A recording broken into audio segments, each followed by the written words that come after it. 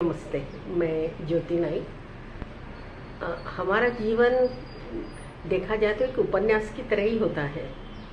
रोज कुछ न कुछ छोटी छोटी, कभी बड़ी बड़ी घटनाएं होती रहती हैं। कभी हम उन्हें नज़रअंदाज करते हैं या कभी उन पे गौर करते हैं। हो सकता है वो हमारे जीवन में आगे काम आए इस दृष्टि से, या कभी किसी से दर्द होता है तो उन घटनाओं को छोड़ देते हैं। लेकिन घटनाएं जीवन में आती रहती हैं, तो यदि उसके ऊपर लिखने का सोचे तो एक उपन्यास लिखा जा सकता है।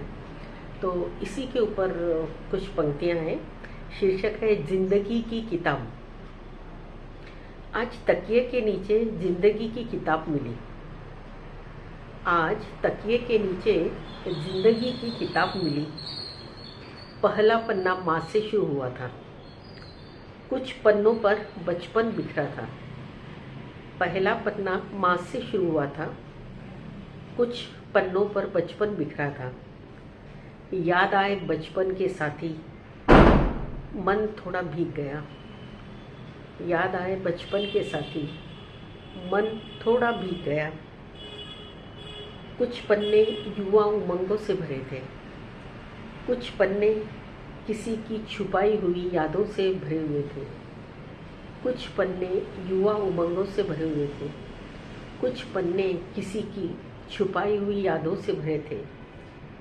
कुछ पन्ने आजमाइशों के दौर से थे। कुछ पन्ने जिंदगी के रंग से सरोबार थे। कुछ पन्ने तन्हा थे। कुछ पन्ने महफिल से भरे थे। लेकिन अब मैं आगे नहीं पढ़ पाई, क्योंकि अगले पन्ने में मेरे बिछड़े हुए लोगों की यादें थी। नज़र धुंधला गई थी। कुछ पल के लिए मैं रुकी। अगला पन्ना पलटा तो देखा नए नए जीवन में आए नए नए लोगों की मुलाकातें थी। कुछ मेरे जीवन में हमेशा के लिए आ गए थे, या कुछ आके मुझे अपनी यादों से सरोबार कर वापस निकल गए थे। लेकिन अब किताब पढ़ते पढ़ते मैं थक गई थी। देखा तो अभी बहुत पन्ने जिंदगी के बाकी थे। सोचा आज इतना ही काफ़ी है। सोचा आज इतना ही काफ़ी है। अब ये बाकी के पन्ने मैं आराम से आहिस्ता आहिस्ता जो यादें, पिछली यादों को समेटूंगी। जो आगे के लिए सोचा है उन्हें याद रखूंगी।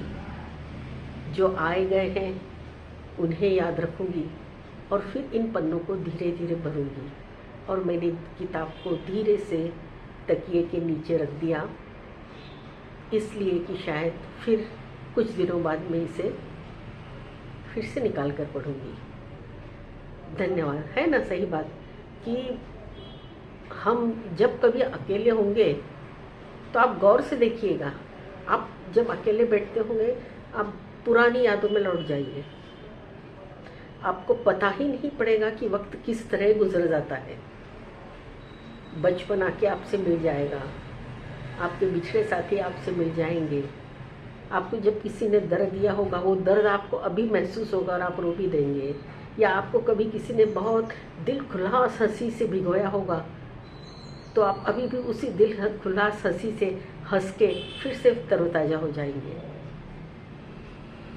तो जिंदगी का ये जो मज़ा है, यादों का सिलसिला, ये जिंदगी की इस किताब में हमेशा सहेज के रखना चाहिए और वक्त बेवक्त निकाल कर उसे पढ़ते रहना चाहिए। तो ज़िंदगी जीना आसान हो जाता है। तो आपको यदि ये रचना पसंद आई हो तो सब्सक्राइब कीजिएगा, मुझे अच्छा लगेगा। मैं आपके इसका इंतज़ार करूँगी।